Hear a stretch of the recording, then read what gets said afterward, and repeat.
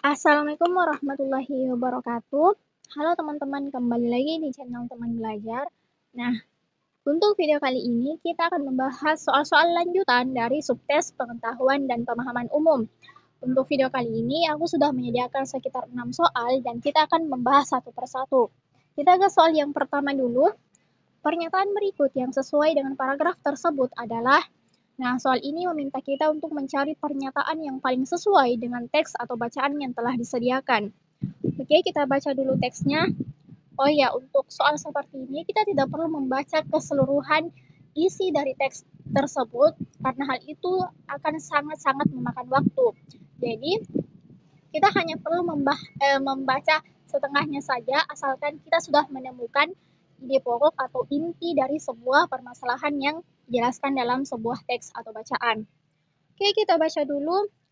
Pemerintah tengah merumuskan sistem hukuman berlapis untuk para pembakar lahan dan hutan yang menyebabkan bencana kabut asap di Indonesia.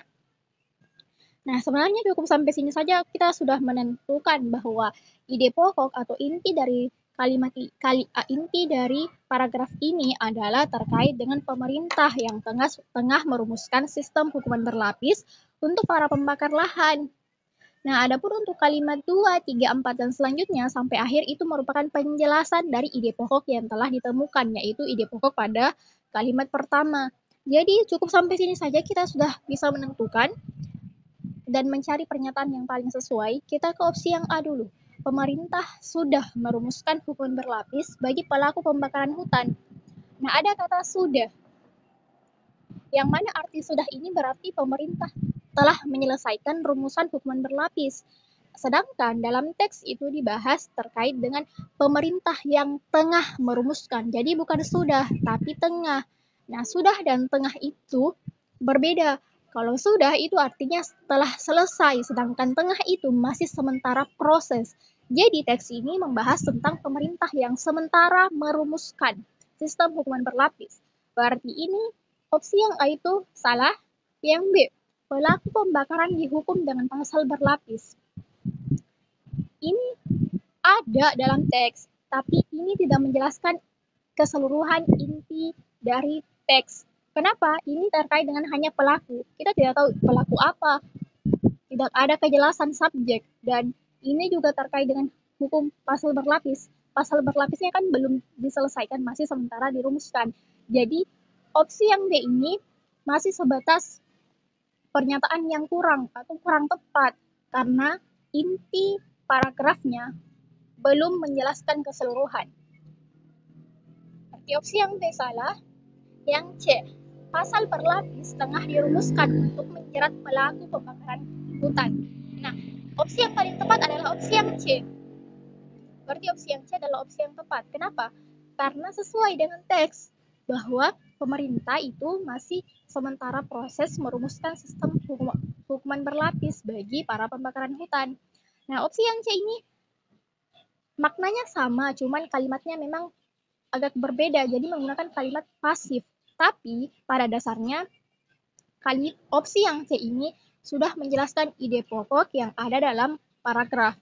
Berarti opsi yang paling sesuai atau pernyataan yang paling sesuai dengan paragraf atau bacaan adalah opsi yang C, yaitu pasal berlapis tengah dirumuskan untuk menjerat pelaku pembakaran hutan. Oke, kita baca dulu yang D. Pihak pelanggar peraturan akan diberi sanksi yang tegas. Nah, ini salah. Kenapa? Kita tidak tahu pelanggar peraturan apa, subjeknya tidak ada, dan subjeknya tidak dijelaskan. Yang E, pemerintah tengah menghukum pelaku pembakaran hutan secara tegas. Nah, ini juga sudah pasti salah. Bukan pemerintah tengah menghukum, tapi pemerintah tengah merumuskan sistem hukuman. Jadi, pemerintah itu tidak menghukum, tapi masih merumuskan sistem hukuman pasal berlapis. Oke, berarti soal yang pertama itu jawabannya adalah opsi yang C. Lanjut ke soal selanjutnya. Penulis teks di atas berpihak pada. Oke, kita tidak perlu baca lagi karena kita sudah menemukan ide pokoknya di soal yang pertama tadi. Nah, jika kita lihat penulis teks itu berpihak pada pemerintah. Kenapa? Karena dia menjelaskan tentang pemerintah yang tengah merumuskan sistem hukuman berlapis. Artinya penulis ini mendukung apa yang ingin dilaksanakan pemerintah, yaitu merumuskan sistem hukuman berlapis. Opsi yang B sudah pasti salah, bukan pelaku pembakaran. C juga tidak ada kaitannya, apalagi D masyarakat tidak ada kaitannya, dan E itu juga sudah pasti salah. Berarti opsi yang paling tepat adalah A, pemerintah. Soal nomor 11. Kalimat yang ada di dalamnya terdapat kata tidak baku adalah, nah, apa sih kata tidak baku itu? Kata tidak baku artinya penulisan katanya tidak sesuai dengan PUEB atau Pedoman Umum Ejaan Bahasa Indonesia dan tidak sesuai dengan EYD atau ejaan yang disempurnakan. Dan intinya kata tidak baku itu penulisannya salah atau tidak sesuai dengan PUEB dan EYD. Oke, kita analisis masing-masing opsi jawabannya.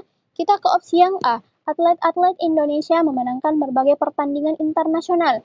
Nah, opsi yang A ini katanya tidak ada yang tidak baku. Berarti opsi A ini salah ya. Opsi yang B. Pagi itu, Bapak Presiden meresmikan kilang minyak di lapas pantai. Ini juga tidak ada masalah. Opsi yang C. Seorang dokter selain bertugas di rumah sakit, ia pun bisa mengadakan praktek di rumah. Nah, opsi yang C ini ada kata yang tidak baku, yaitu kata praktek. Nah, kata praktek ini salah, seharusnya ditulis praktik. Jadi, untuk nomor 11, opsi yang C adalah opsi yang paling tepat karena opsi yang C terdapat kata yang tidak baku. Tapi kita lanjut dulu ke opsi yang D. Dalam segi pengadaan dana, sebenarnya TVRI mempunyai beberapa fasilitas yang menguntungkan. Nah, ini juga tidak ada masalah. Yang E, peledakan jumlah penduduk di kota-kota besar pada umumnya disebabkan oleh urbanisasi. Ini juga tidak ada masalah. Berarti benar ya, opsi yang paling tepat untuk nomor 11 adalah opsi yang C. Kemudian kita ke soal nomor 12. Penulisan partikel di bawah ini yang benar adalah, nah untuk terkait dengan penulisan partikel, saya sudah membahasnya di materi UTBK SNBT bagian penggunaan huruf dan penulisan kata. Kalian bisa cek di playlist. Oke, untuk soal nomor 12 ini kita analisis satu persatu opsi jawabannya. Kita ke opsi yang A, bacalah buku itu baik-baik. Nah, di opsi A ini ada partikel yang salah, yaitu kata baca spasi lah. Partikel lah itu ditulis serangkai dengan kata yang mengikutinya. Jadi harus ditulis bacalah, bukan baca spasilah. Oh, untuk opsi yang B, siapakah gerangan dia? Nah, ini juga ada yang salah, yaitu siapa spasikah. Seharusnya ditulis serangkai dengan kata yang mengikutinya. Jadi, partikel yang benar yaitu siapakah. Nah, untuk partikel lah, tah, dan kah itu harus ditulis serangkai. Harus ditulis serangkai dengan kata yang mengikutinya. Jadi tidak perlu dipisah seperti opsi A dan B. Jadi opsi A dan B ini sudah pasti salah. Kemudian kita ke opsi yang C. Apapun yang dimakannya, ia tetap kurus. Nah, partikel pun itu harus ditulis terpisah dari kata yang mengikutinya. Jadi, kata apapun ini salah. Seharusnya ditulis menjadi apapun. Yang D. Jangankan 2 kali, 1 kali pun kamu belum pernah bermain ke rumahku. Nah, ini juga nih. Partikel pun itu harus ditulis terpisah. Jadi penulisan yang benar yaitu kali spasi pun. Nah, kita tulis dulu. Partikel pun itu harus ditulis terpisah dari kata yang mengikutinya. Jadi opsi yang C dan D ini sudah pasti salah. Nah, ada yang perlu digarisbawahi terkait dengan partikel pun. Partikel pun itu walaupun ditulis terpisah, tetapi ada beberapa kata yang lazim untuk dianggap padu. Contohnya nih, ada kelompok kata yang lazim dianggap padu, ada 12 kata, yaitu adapun, andaipun, ataupun, Bagaimanapun, biarpun, kalaupun, kendatipun, maupun, meskipun, sekalipun, sungguh pun, walaupun. Nah, selain dari 12 kata ini, semua partikel pun itu harus ditulis terpisah. Jadi, untuk nomor 12 ini, opsi yang paling tepat adalah opsi yang E, yaitu walaupun ia miskin, tetapi ia tetap keren. Kenapa? Karena partikel walaupun ini memang ditulis serangkai, karena merupakan kelompok kata yang lazim dianggap padu. Teks baru lagi ya, kita baca soalnya dulu. Salah satu gagasan kalimat berikut tidak sesuai dengan gagasan kalimat 5 tersebut adalah kalimat 5 mana? Oke. Ini. Lingkungan abiotik diantaranya adalah suhu, air, udara, dan sinar matahari. Nah, di opsi yang telah disediakan kita diminta untuk mencari kalimat yang tidak sesuai dengan gagasan yang ada pada kalimat 5. Oke, kita baca dulu dan analisis satu persatu. Lingkungan abiotik mengubah pola kehidupan makhluk hidup dan berpengaruh pada lingkungan sekitar makhluk hidup. Nah, secara gagasan ini tepat ya. Kenapa? Karena lingkungan abiotik yang mana terdiri dari suhu, air, udara, dan sinar matahari itu memang mengubah pola kehidupan makhluk hidup dan berpengaruh pada lingkungan sekitar makhluk hidup. Contohnya, suhunya pasti akan berpengaruh, air juga pasti akan berpengaruh, apalagi udara. Jika udaranya sejuk, panas, pasti akan berpengaruh pada kondisi sekitar makhluk hidup. Berarti ini sesuai ya. Yang B, suhu, air, udara, dan sinar matahari membentuk beragam objek dan memberi kekuatan untuk saling memengaruhi. Oke, gagasan ini tepat. Karena memang lingkungan abiotik ini yang mana suhu air, udara, dan sinar matahari itu membentuk beragam objek dan akan memberi kekuatan untuk saling mempengaruhi terhadap makhluk hidup yang satu dengan makhluk hidup yang lainnya. Karena setiap makhluk hidup pasti butuh lingkungan abiotik ini. Setiap makhluk hidup pasti butuh suhu air, udara, sinar matahari. Dan tiga itu akan saling berkaitan dan memberi kekuatan kepada makhluk hidup. Berarti ini juga tepat. Oke, yang C. Suhu air, udara, dan sinar matahari membentuk makhluk hidup untuk saling mempengaruhi antara satu dan lainnya sehingga membentuk banyak objek. Kalimatnya ada yang rancu nih. Ini ada kata membentuk makhluk hidup. Kata ini sudah pasti salah ya, nggak mungkin kan suhu air, udara, dan sinar matahari yang merupakan benda mati itu membentuk sebuah makhluk hidup. Berarti opsi yang C ini sudah pasti salah.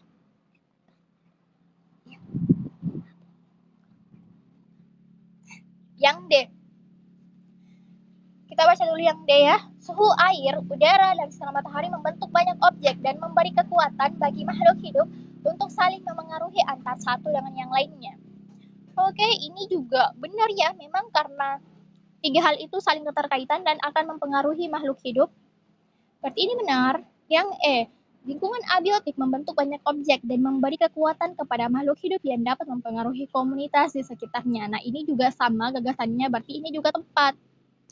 Nah, opsi yang tidak sesuai itu adalah opsi yang C, yang mana kalimatnya rancu. Oke, kita lanjut ke soal selanjutnya. Sikap penulis dalam mengembangkan bacaan di atas adalah, berarti soal ini meminta kita untuk menentukan sikap penulis dalam mengembangkan bacaan. Nah, karena soal sebelumnya tadi, kita hanya membaca kalimat 5, maka untuk soal ini kita baca beberapa paragraf dulu untuk kita menentukan apa sih ide pokok yang dijelaskan dalam teks. Oke, kita ke paragraf pertama dulu. Apakah ide pokoknya ada di paragraf pertama? Lingkungan adalah segala sesuatu yang berada di luar makhluk hidup. Lingkungan bagi seorang manusia diantaranya adalah suhu, makanan, dan manusia lainnya. Lingkungan bagi tanaman terdiri atas tanah, sinar matahari, dan binatang yang akan memakan tanaman. Lingkungan bagi makhluk hidup tersebut dapat dibedakan menjadi dua, yaitu lingkungan biotik dan lingkungan abiotik. Lingkungan abiotik diantaranya adalah suhu, air, udara, dan sinar matahari. Lingkungan biotik diantaranya adalah ganggang dan makanan. Keduanya, biotik dan abiotik, membentuk keseluruhan lingkungan dari makhluk hidup ataupun non-hidup. Nah, sebenarnya cukup sampai sini saja kita sudah bisa menentukan sikap penulis. Kenapa? Karena kita sudah menemukan ide pokoknya, yaitu terkait dengan lingkungan bagi makhluk hidup yang dapat dibedakan menjadi dua, yaitu lingkungan biotik dan lingkungan abiotik. Dan untuk paragraf selanjutnya atau paragraf kedua dan ketiga itu, ini hanya sekedar penjelasan dari lingkungan biotik dan lingkungan abiotik. Jadi kita bisa langsung ke opsi jawaban dan mencari opsi yang paling sesuai. Opsi yang A, memberikan wawasan kepada pembaca tentang keberagaman lingkungan. Nah, opsi yang ini benar. Kenapa? Karena memang jika kita baca, penulis hanya sekedar memberikan wawasan atau pengetahuan terkait dengan lingkungan. Seperti tadi, bahwa penulis menjelaskan bahwa lingkungan ada dua, yaitu lingkungan biotik dan lingkungan abiotik. Adapun contoh-contohnya yaitu suhu air, udara, dan sinar matahari untuk lingkungan abiotik, dan ganggang dan makanan adalah contoh dari lingkungan biotik. Berarti opsi yang A ini benar, karena memberikan pengetahuan dan wawasan kepada pembaca. Yang B, netral dalam menyampaikan informasi tentang pentingnya lingkungan. Ada kata pentingnya lingkungan. Ini salah, kenapa? Karena di teks ini tidak ada membahas terkait dengan tentang pentingnya lingkungan, karena di teks ini hanya membahas tentang penjelasan seperti jenis-jenis, contoh-contoh, dan hal lainnya terkait dengan lingkungan, dan tidak menjelaskan tentang pentingnya lingkungan. Berarti yang B ini salah atau tidak sesuai. Yang C, mengajak pembaca untuk memperhatikan dampak lingkungan bagi hidupnya. Mengajak pembaca untuk memperhatikan dampak lingkungan. Di teks ini juga tidak menjelaskan terkait dengan dampak lingkungan, dan ide pokoknya juga bukan terkait dengan dampak lingkungan, karena ide pokoknya hanya sekedar menjelaskan bahwa lingkungan itu ada dua, yaitu lingkungan biotik dan lingkungan abiotik. Berarti opsi yang C salah. Yang D, memengaruhi pembaca agar lebih mengenali dan memahami lingkungannya. Opsi yang D ini benar, bahwa teks ini memang akan membuat kita mengenali dan memahami lingkungan yang ada di sekitar kita. Tetapi ini hanya sekedar bukan mengajak ya, tapi hanya sekedar memberikan wawasan atau pengetahuan terkait dengan lingkungan. Jadi bukan memengaruhi. Kata memengaruhinya ini membuat kalimatnya salah, karena bukan memengaruhi, tapi hanya sekedar memberikan wawasan dan pengetahuan. Berarti opsi yang D salah. Yang E, menyampaikan tanggap tentang kegunaan dan dampak lingkungan hidup. Ini juga salah karena tidak menjelaskan terkait kegunaan dan dampak lingkungan hidup. Berarti benar kalau opsi yang paling tepat adalah opsi yang A, yaitu memberikan wawasan kepada pembaca tentang keberagaman lingkungan. Oke, untuk video kali ini cukup sampai sini dulu. Dan semoga teman-teman bisa paham terkait dengan pengetahuan dan pemahaman umum. Sampai jumpa di soal-soal selanjutnya. Terima kasih.